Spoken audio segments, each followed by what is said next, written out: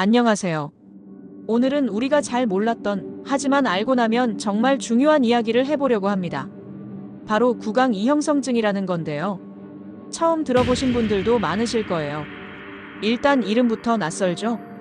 구강은 입안을 말하고 이형성증은 세포 모양이 이상하게 변한 걸 말해요. 즉, 입안 세포들이 정상이 아닌 모양으로 자라고 있다는 뜻입니다. 그럼 왜 중요하냐? 이 이형성증이라는 게 나중에 암으로 발전할 수 있기 때문이에요.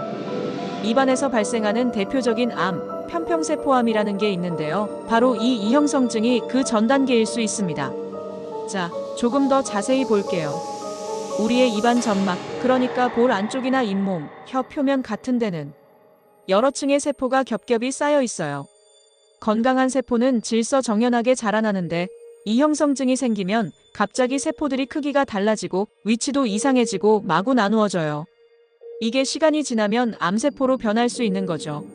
1. 구강 이형성증이 나타나는 모습들. 그럼 우리 입안에서 이형성증이 어떻게 보일까요? 사실 겉으로 보면 전부 다 똑같지 않아요. 여러 가지 형태로 나타날 수 있어요. 대표적으로는 이런 것들이 있어요. 백반증. 입안에 하얀 반점이나 백태처럼 생긴 걸 말해요.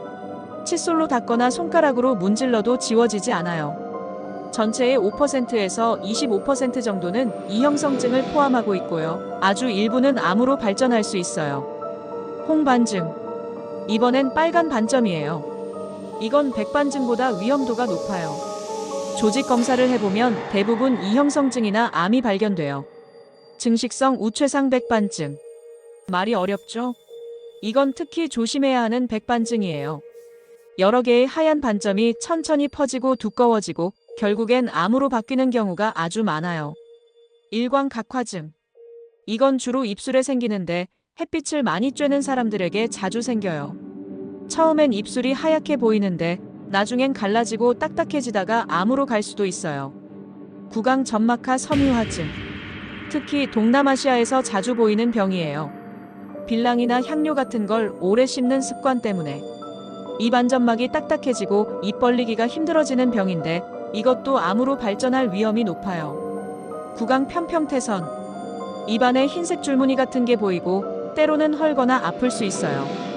이 질환도 일부에서는 암으로 변할 수 있어서 꾸준한 관찰이 필요해요. 다양한 모양이 있지만 공통점은 다 암이 될 가능성이 있다는 거예요. 2. 진단과 검사 이야기. 자, 그럼 어떻게 이형성증을 진단하느냐? 일단 눈으로 보고 의심을 하죠. 입안에 생긴 흰 점, 빨간 점, 혹은 이상한 모양의 점이 2주 이상 안 없어지면 반드시 병원에 가야 해요. 의심되는 부분은 조직 검사를 합니다. 이건 국소 마취를 하고 그 부위를 조금 떼어내서 현미경으로 보는 검사예요. 거기서 세포의 이상 여부를 확인해요. 그리고 이형성증이라는 이름은 현미경 검사 결과로 붙는 말이에요. 그래서 겉으로만 봐서는 아무리 의사가 능숙해도 정확히는 모릅니다.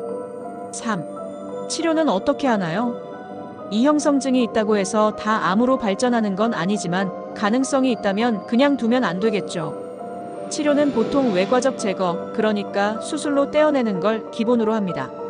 완전한 절제. 특히 중등도나 고도 이형성증이면 완전히 잘라내야 합니다.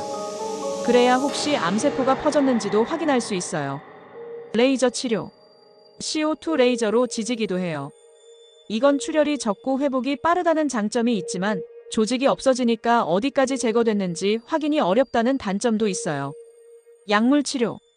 아주 초기거나 수술이 힘든 경우엔 약을 바르기도 해요.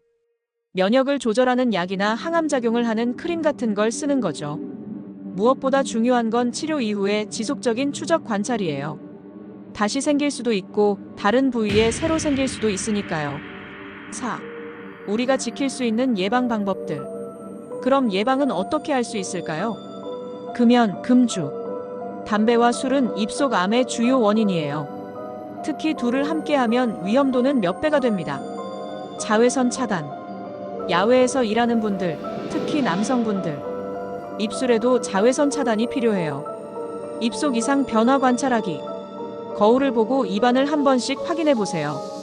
하얀 점, 붉은 점, 잘 낫지 않는 염증이 있다면 꼭 치과나 구강외과에 가보세요. 정기검진 받기. 특히 40세 이후엔 1년에 한 번씩은 입안 점막 상태도 확인하는 게 좋아요. 꼭 기억해야 할 3가지. 자, 오늘 이야기 기억나시나요? 중요한 것 3가지만 정리해 볼게요. 구강 이형성증은 암이 되기 전 단계일 수 있다. 눈에 보이는 흰 점, 붉은 점은 2주 이상 지속되면 반드시 조직 검사를 받아야 한다. 치료 후에도 지속적인 추적 관리가 필요하다. 이게 바로 우리가 오늘 알아야 할 핵심입니다. 너무 무서워할 필요는 없지만 무시해서도 안 되는 게 구강 이형성증이에요. 오늘도 도움이 되셨다면 구독, 좋아요, 알림 설정까지 꼭 눌러주세요. 여러분의 치아 건강을 응원합니다. 다음 영상에서 또 만나요. 지금까지 오럴 서절이었습니다. 감사합니다.